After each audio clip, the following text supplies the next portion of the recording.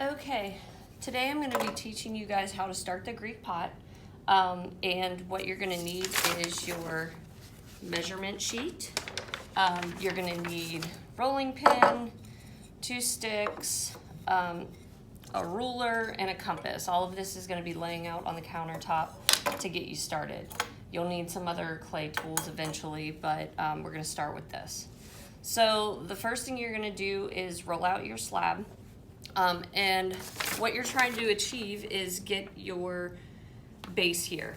Okay, so my width of my base is 3.25 or 3 1/4. That's at the 0 height, so that's my base. So what I'm going to be doing is measuring that with a compass and a ruler. Okay, so half of 3.14 is 1.6-ish.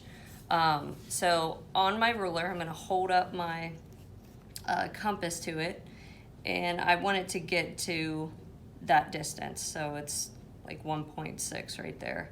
I know I told you to round down or up. If you want to get more specific when you're doing this base, that's fine. Okay, so to use a compass, you just kind of stick this point in the middle. Don't press too hard down with clay, and hold it by the top edge. And I'm just going to go around to make a line to make the circle. Okay, you can see that. I can measure that and see that it's 3.25.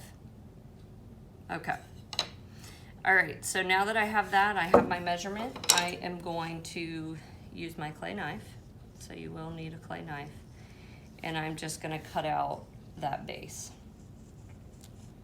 Simple enough.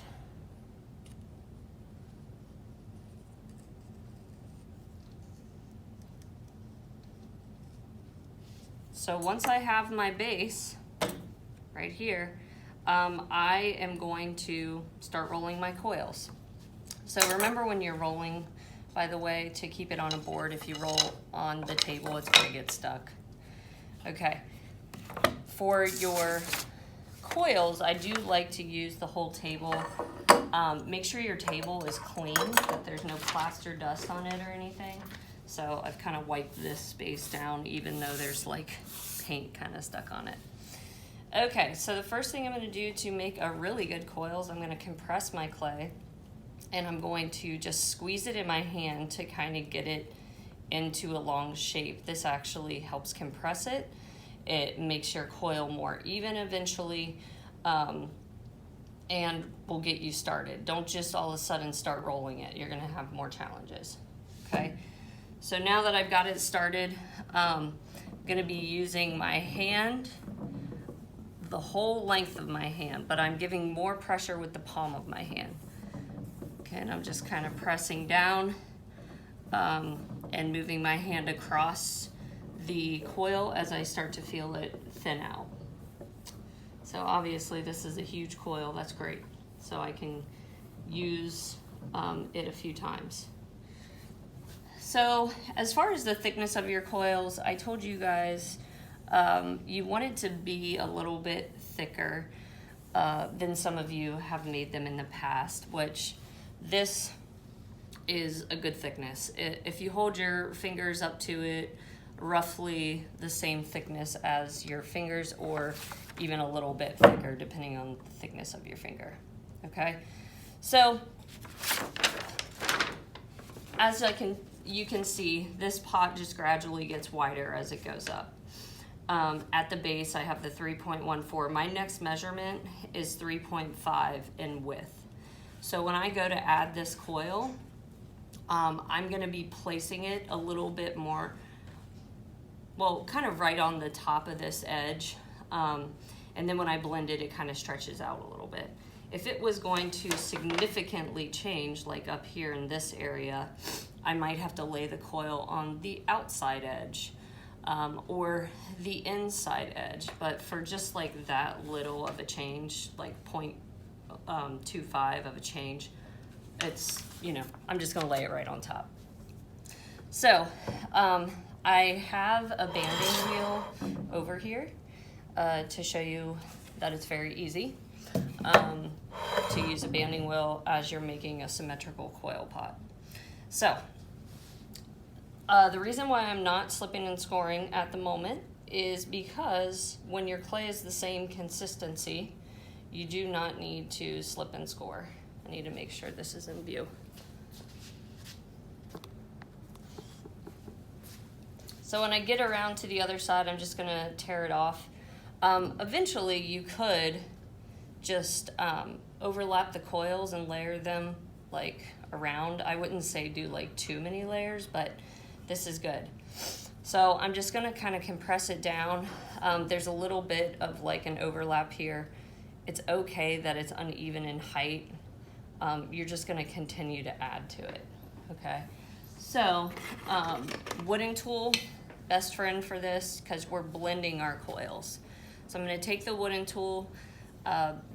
In the past, if your coils are showing, you will, blend the inside, but you kind of leave the outside unblended. So for this one, we will blend both sides. I just want to show you kind of what that looks like on the inside, and I'm going to continue to wrap it around. What you want is to move the clay over top of this line, okay? So actually pull clay from that previous coil and push it down. Okay, once I have that, now blend it on the outside. Again, you can either go up or down, but you just want that line to be covered with clay.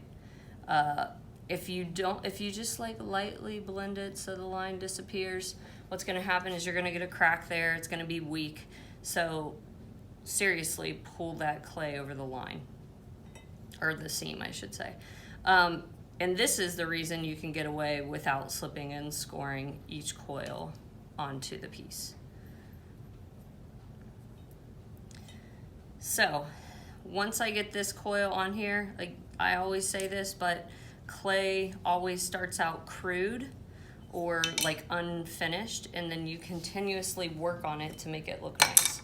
So once I get that on there, I'm gonna hold my hand kind of on this outside edge so I can press up against the clay on the inside without it shifting or, making the seam reappear. So if you do this, like every time you add a coil, you make it almost look like a finished piece, believe me, it's gonna help so much in the long run. A lot of times for this project, one of the problems that I foresee and that happen are pieces getting too heavy and collapsing because the weight of the piece, like the wetness. So making sure that your piece is dry and wet enough to hold itself up, but also be able to attach coils to it. So you definitely want your piece to like dry out as you're working, but again, not too dry. Okay, so I have this blended on the outside. It doesn't look great. It's kind of, not symmetrical as I would want it to be. And it tapers in a little bit. So easy to stretch it out though. So I'm just gonna take my finger on the inside. When this gets bigger, I can use a rib, but I'm just gonna like stretch it just the tiniest bit. And then I'm going to take my ruler. Oops. So I'm getting close to 1 inch. And then my width here right now needs to be wider. Okay, so I'm trying to get to that 3.5 width. So all I'm gonna do is just kind of like put my thumb on the inside, fingers on the outside, and I'm just kind of like pinching outward to stretch that open. I was about like 0.4 inches off, so I don't really need to do much of that. I'm gonna check it again. All right, so pretty much there. So now that I have that, I'm ready to add my next coil. Again, I don't have to slip and score this next coil.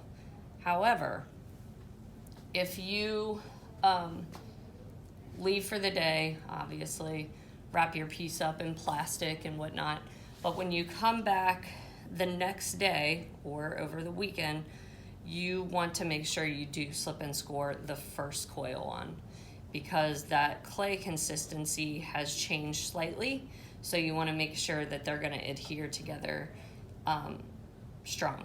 Okay, so the one thing I'll tell you too, as I am working, I'm usually sitting down, but I'm at eye level looking at my piece, and I can tell right now I don't like it because it's kind of tapered in on the side. I want to make this as symmetrical as possible. So sometimes I have to like squeeze in on the bottom or above to get that piece to look as symmetrical as possible. This will help you so much in the long run, because as your coils start to dry, you're not going to be able to like stretch it and whatnot. So I'm not going to go over the next step or show you the next step and demonstrate it, but literally I would lay this coil on here, do the same type of blending, and then once I have that coil on, I'm measuring the height in comparison to the width, and constantly doing that. If you're doing this, your pot will be accurate to the form you chose. Okay, so this is my pitcher. This is the pot I made out of that pitcher. Okay, so like if you follow your measurements to a T, you can achieve something great. All right, I'm gonna let you guys get started. Obviously, let me know if you have questions.